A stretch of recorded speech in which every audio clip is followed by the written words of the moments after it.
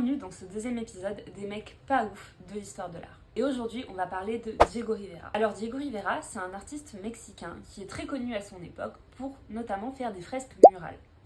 Mais il est aussi connu dans l'histoire de l'art pour avoir été le compagnon de Frida Kahlo. Et si on parle de lui aujourd'hui, c'est parce que derrière ses pinceaux, Diego Rivera, c'était pas vraiment un mec bien. Quand il va rencontrer Frida Kahlo, elle a 22 ans. Et lui, il en a 42. Déjà, à nouveau, ça pose les bases. Lui, c'est déjà un artiste reconnu dans son pays. Il va devenir son mentor, puis son amant, et finalement son mari. Mais surtout, il va devenir son pire cauchemar.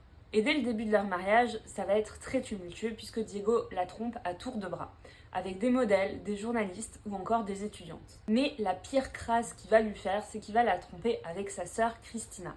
Oui, sa propre sœur. Et là, c'est un peu le coup de grâce, Frida, elle est anéantie, et on va notamment le voir à travers ses tableaux où elle va représenter beaucoup de couples déchirés, de cœurs brisés. Ils vont finir par divorcer en 1939, mais un an plus tard, ils se remettent ensemble. Et là, leur relation, elle va avoir un petit peu un pacte étrange, puisque Diego accepte que Frida ait des liaisons avec des hommes et des femmes, tant que lui reste le centre de sa vie. Mais cette histoire, c'est pas seulement une histoire de couple ou de tromperie, c'est aussi une affaire de pouvoir. Diego, à l'époque, c'est vraiment un muraliste reconnu.